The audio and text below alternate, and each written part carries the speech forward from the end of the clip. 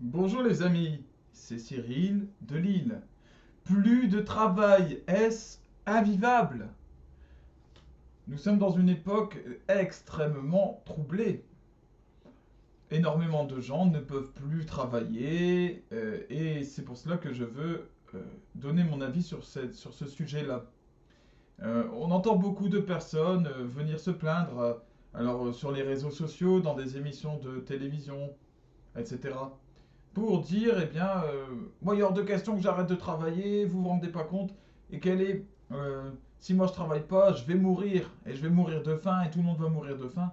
Bon, toujours est-il que ce soit les restaurateurs, que ce soit ceux qui tiennent des cinémas, des théâtres, etc., qui meurent de faim pour l'instant, bah écoutez, les gens qui sont dans les rues, voilà, et qui sont dans les rues depuis déjà bien longtemps. Nous sommes dans une époque où, eh bien, nombre de gens qui ne pensent plus, qui ne pensent pas aux vrais pauvres, à ceux qui sont dans les rues à côté de chez eux, eh bien, se retrouvent eux-mêmes à prendre peur parce ils pourraient se retrouver dans cette situation. Donc, en fait, cette attitude-là est présentée comme noble. Les pauvres ils vont plus manger à la fin du mois. Bon, en gros, c'est les misérables, hein. Eh ben, ces gens n'ont absolument pas une attitude noble. L'attitude noble, c'est de penser aux autres et d'aller voir celui qui souffre depuis plus longtemps que moi et avant moi et peut-être plus que moi.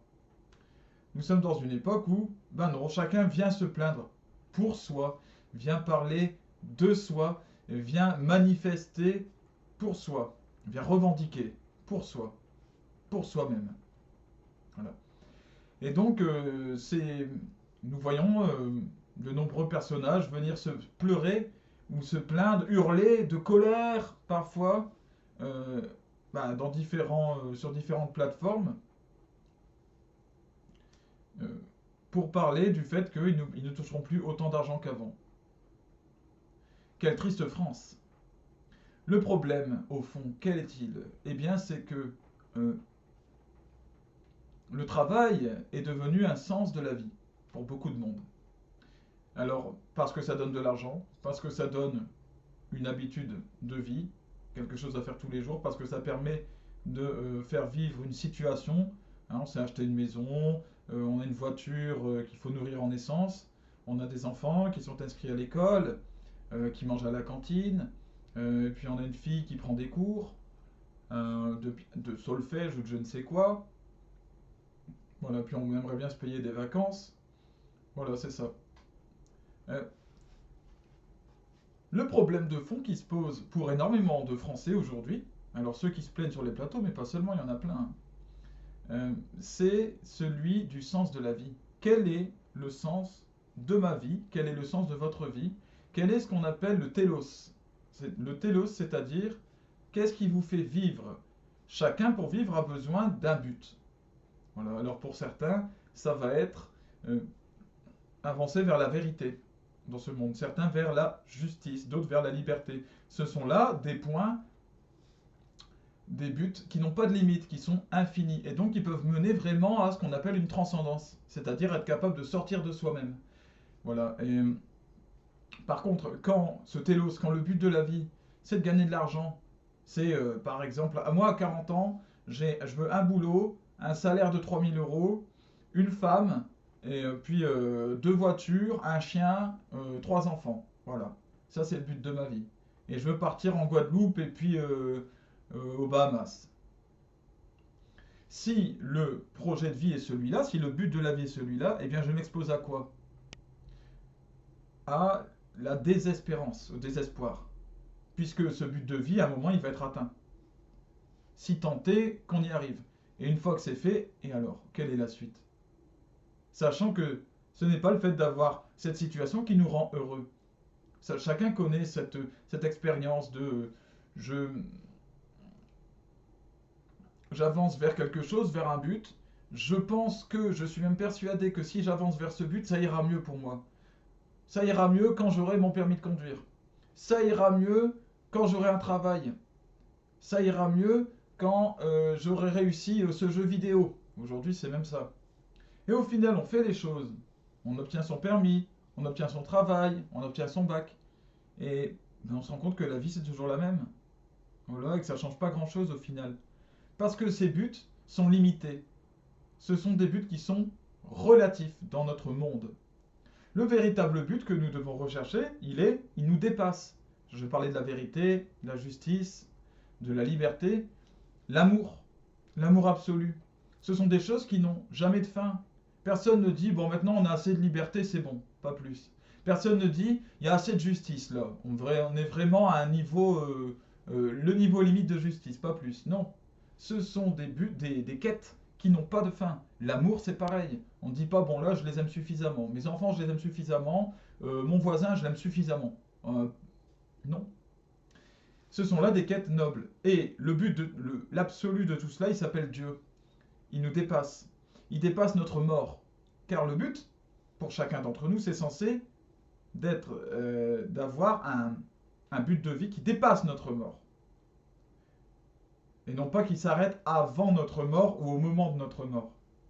Car nous sommes faits pour cela. Nous avons en nous une soif d'éternité. Personne n'a envie de mourir. Vous n'avez pas envie de mourir, je n'ai pas envie de mourir, je n'ai pas envie que ma mère meure, que mon père meure, je n'ai pas envie que mes amis meurent, ceux que j'aime. J'ai envie qu'ils vivent éternellement et j'ai envie de rester auprès d'eux éternellement parce que je me sens bien avec eux, parce que je les aime. Eh bien, c'est normal ça. Si nous avons cela dans notre cœur, nous humains, c'est parce que nous sommes faits réellement pour l'éternité. Mais la seule éternité qui nous est réellement donnée, c'est celle que Dieu nous donne par Jésus-Christ.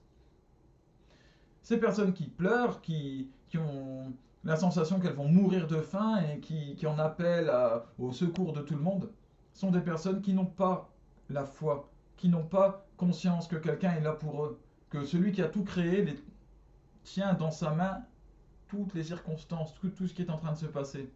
Et qu'il suffit d'avoir confiance en lui et de faire sa volonté, c'est-à-dire de l'aimer lui et d'aimer nos frères et sœurs, pour obtenir ce qu'il faut pour vivre, d'avoir à manger, d'avoir à boire, d'avoir une bonne entente, d'avoir tout ce qu'il faut pour être nourri. Voilà le problème qui se pose aujourd'hui pour les Français. La France qui est en crise, la fille née de l'Église, elle qui était attachée à Dieu, à Jésus-Christ, eh bien, elle l'a perdu. Et aujourd'hui, elle se trouve des dieux dans tout et n'importe quoi, dans l'argent, dans de l'adoration, des séries, des personnages de dessins animés, des bandes dessinées, je ne sais quoi. Chacun, et il y a des personnes qui sont prêtes à mettre des sommes phénoménales, énormément d'argent dans des bêtises, des choses qui n'ont pas de sens. Quand on met, je sais pas moi, 350 euros, 400, 500 euros dans une statue d'un personnage de comics, quand on met je ne sais quelle somme dans une décoration pour une voiture, ou pour un goodies, comme on dit, un objet de décoration, quel est le sens de notre vie? C'est qu'il n'y a plus vraiment de sens. Et ça crée la déprime, la dépression. Quand vous ne savez plus où vous allez, vous n'avancez plus du coup. Vous n'avez plus de point d'arrivée, vous chutez. Ça s'appelle la déprime, la dépression. C'est ce qui arrive à énormément de personnes aujourd'hui. Et l'État veut éviter absolument le confinement pour éviter ce genre de choses. Parce que eh ben, les Français se retrouvent confrontés au sens de leur vie, au sens profond de leur vie. Alors voilà pourquoi on ne reconfine pas. Voilà, attention, les Français, les pauvres, ils vont souffrir. Sauf que c'est nécessaire pour connaître, pour aller chercher le vrai fond de notre vie. Pour ma part, le confinement ne m'a pas fait souffrir. Pas du tout, parce que j'ai trouvé le but de ma vie. Et ce but de ma vie, je l'ai enfermé dans une maison. Voilà, il n'y a pas de problème. Sans travail ou avec travail, il est là.